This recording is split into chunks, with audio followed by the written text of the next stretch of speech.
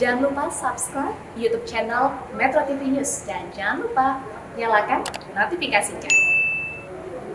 Menteri Dalam Negeri Tito Karnavian mengingatkan peristiwa pemilu 2019 menjadi pelajaran tentang memanasnya situasi yang dipicu maraknya politik identitas dan politik sara di tengah masyarakat. Tito berharap pemilu 2024 bisa berjalan lancar dan aman.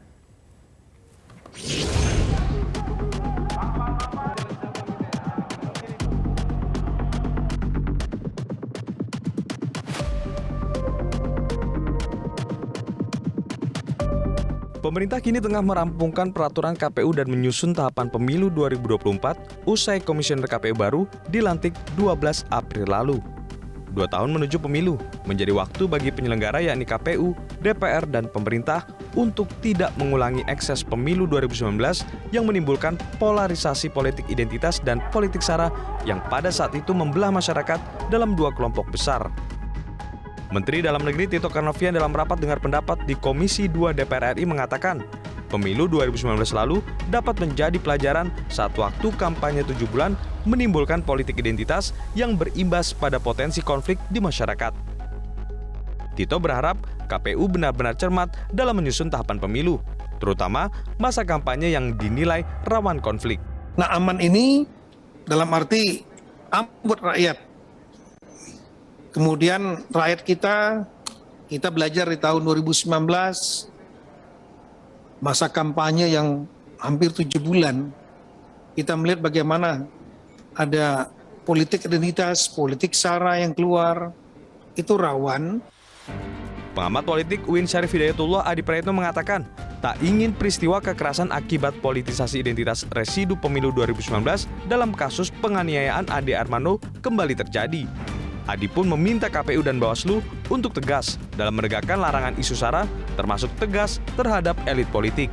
KPU dan Bawaslu harus tegas kepada siapapun pihak-pihak yang kemudian mencoba untuk menjadikan isu identitas sebagai insentif untuk memenangkan pertandingan dan pada level elit politik. Jangan ada kontestan elit politik pada relawan dan tim sukses yang mencoba untuk terus mengunyah-ngunyah identitas agama, identitas sara tertentu hanya demi untuk mendapatkan insentif politik. Sebelumnya Presiden Joko Widodo mewanti-wanti agar jangan ada lagi masyarakat yang terprovokasi isu politik identitas di gelaran pemilu 2024. Presiden berpesan agar KPU menekankan pentingnya pendidikan politik kepada masyarakat. Dari Jakarta, Tim Liputan Metro TV.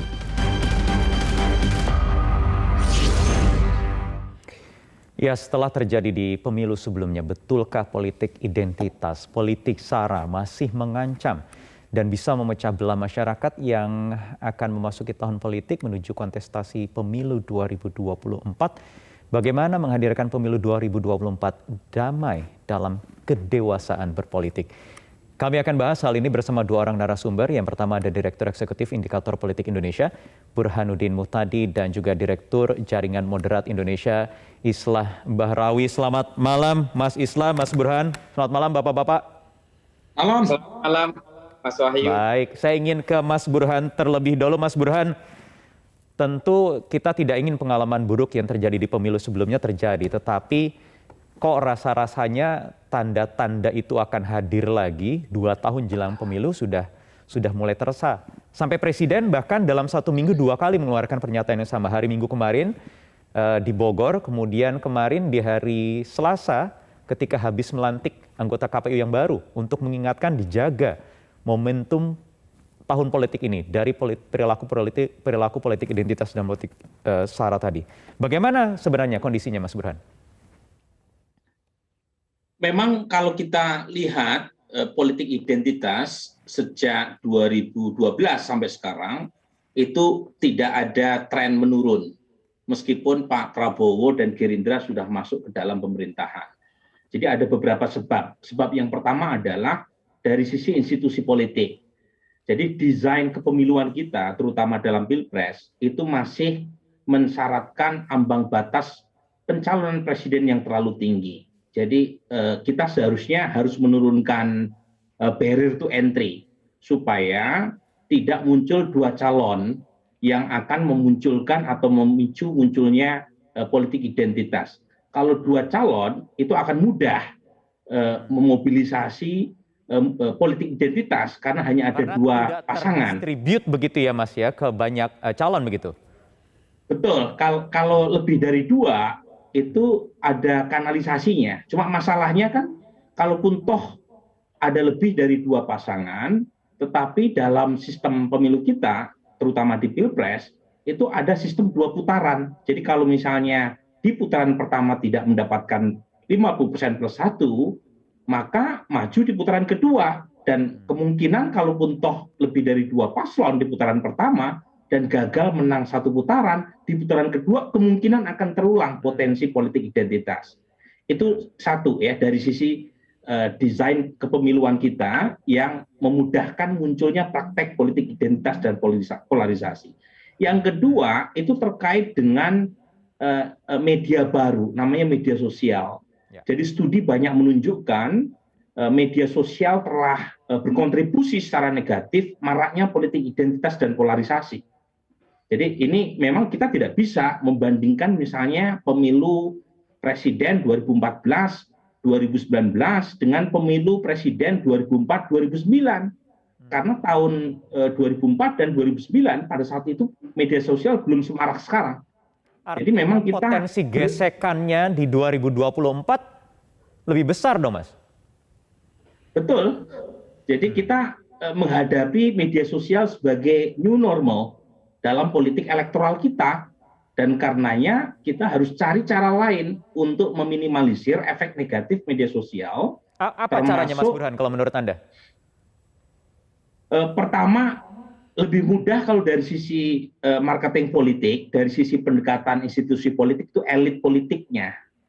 Karena kalau kita membenahi perubahan dari sisi demand side-nya, itu kita bicara ratusan juta pemilih. Ada 191 juta menurut DPT tahun 2019 yang punya hak pilih. Dengan tingkat pendidikan yang beragam termasuk kelas menengah bawah. Tetapi saat yang sama, sejak 2 tahun terakhir karena pandemi, ada akselerasi penetrasi media sosial. 71% mereka sudah terkoneksi dengan internet.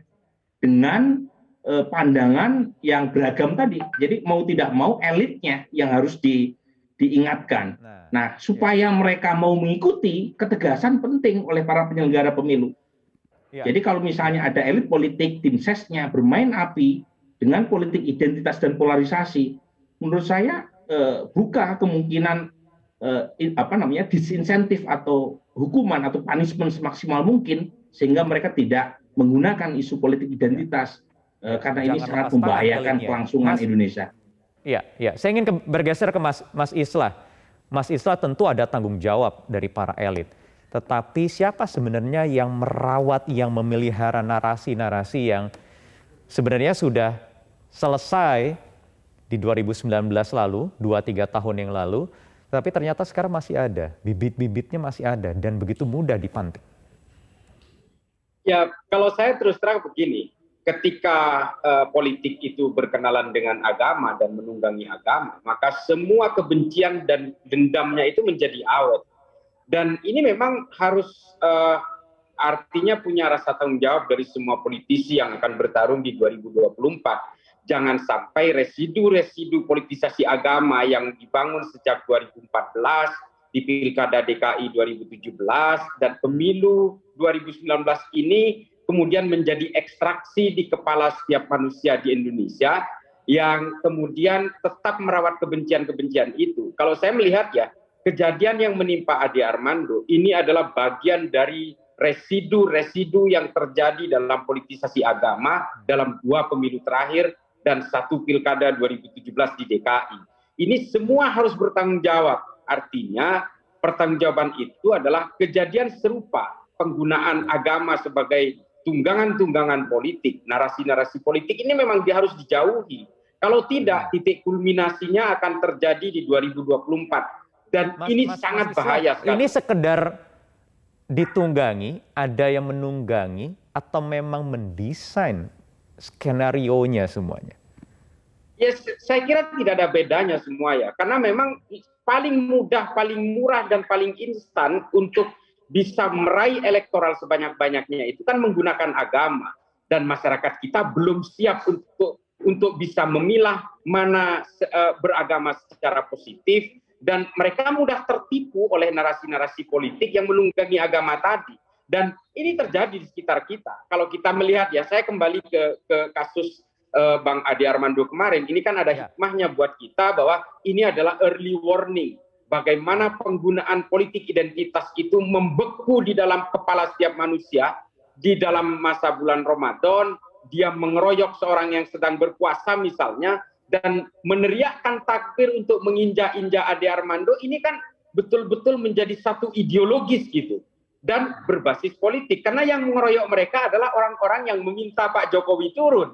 Bukan yang justru menolak 3 periode atau menyuarakan kenaikan harga dan kelangkaan barang pokok misalnya. Ini kan jelas pemisahannya terjadi gitu. Iya. Kalau hasil identifikasi Mas Islah, siapa itu mereka, Mas?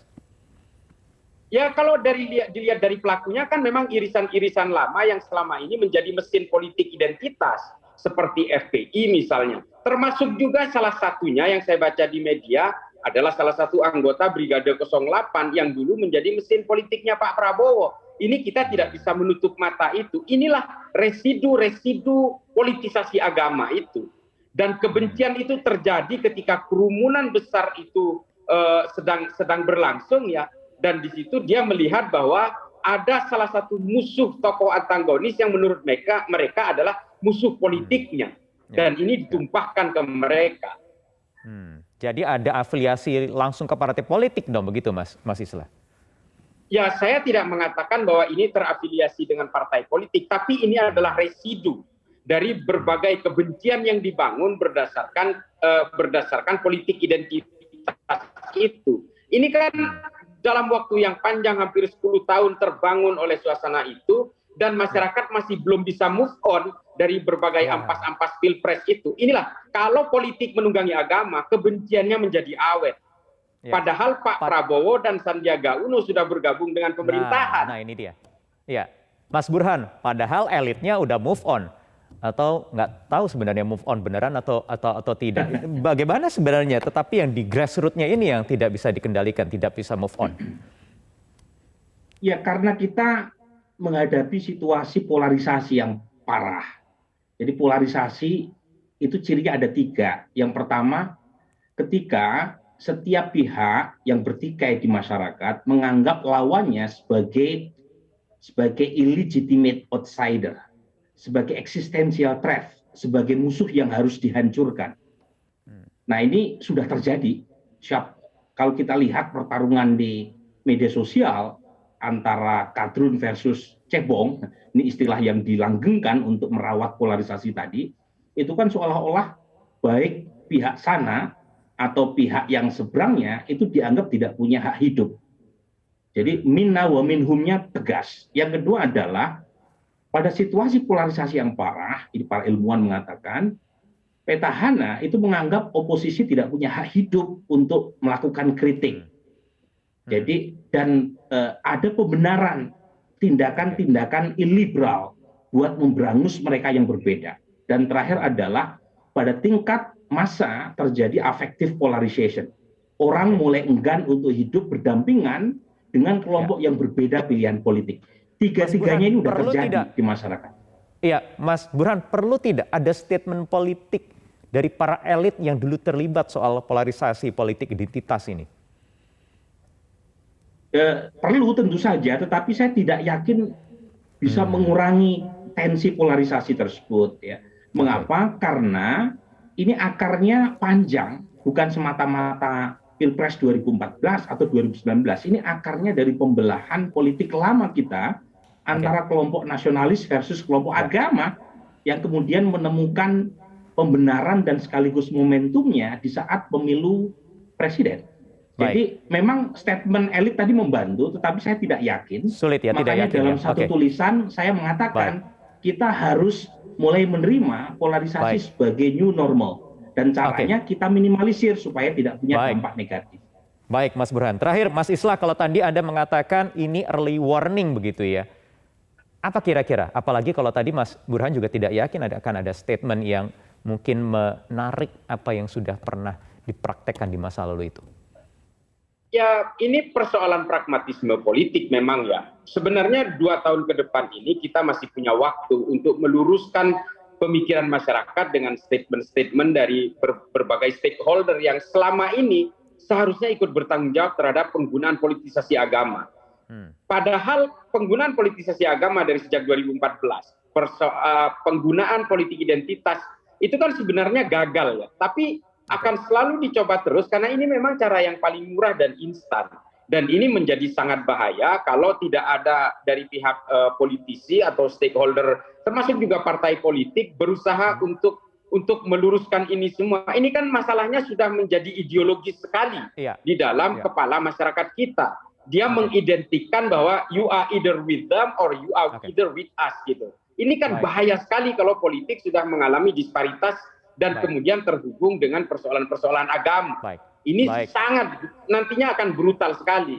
Ini amat disayangkan kalau tidak dicegah.